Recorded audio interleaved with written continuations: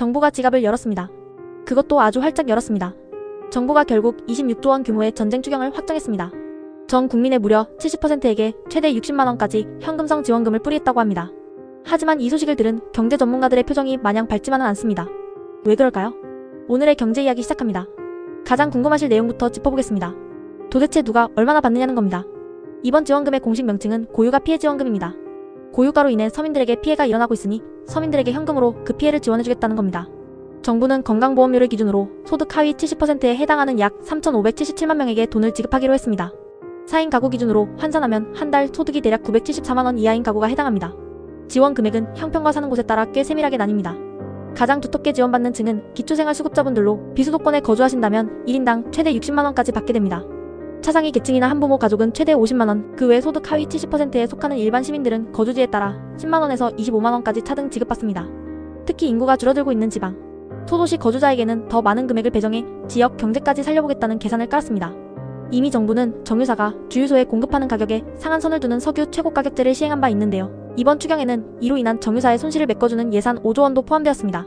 한마디로 세금을 들여서라도 기름값 폭등을 막겠다는 의지죠.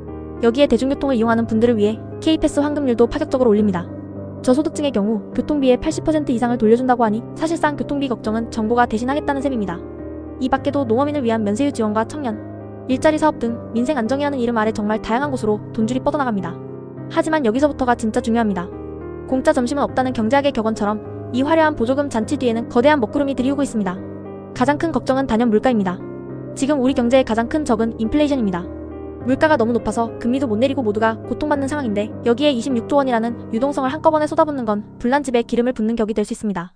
사람들이 보조금을 쓰기 시작하면 수요가 늘어나고 이는 필연적으로 물가 상승 압력을 높입니다. 정부는 이번 추경으로 경제성장률이 0.2%포인트 올라갈 것이라며 자신만만해하지만 전문가들은 고개를 가로젓습니다. 물가가 더 가파르게 올라버리면 국민이 받는 10만원, 60만원의 실질 가치는 순식간에 사라지고 결국 서민들의 삶은 더 팍팍해지는 악순환에 빠질 수 있다는 우려 때문입니다. 재원 조달 방식에 대해서도 논란이 뜨겁습니다.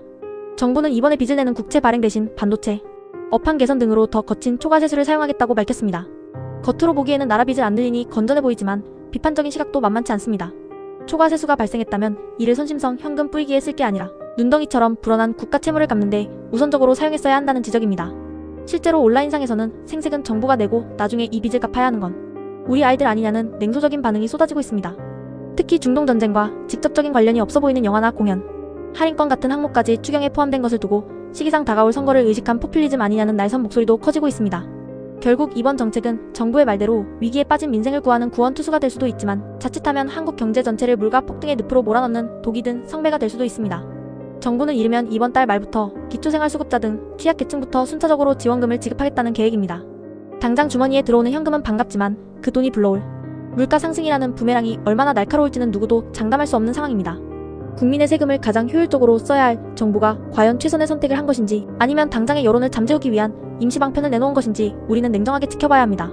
여러분은 이번 정부의 보조금 대책에 대해 어떻게 생각하시나요? 고통받는 서민들을 위한 최소한의 안전장치라고 보시나요? 아니면 미래를 담보로 한 위험한 도박이라고 보시나요? 여러분의 소중한 의견을 댓글로 남겨주세요. 오늘의 경제 이야기가 도움이 되셨다면 구독과 좋아요 부탁드립니다. 저희는 내일도 여러분이 꼭 알아야 할 경제 이야기로 찾아뵙겠습니다. 시청해주셔서 감사합니다.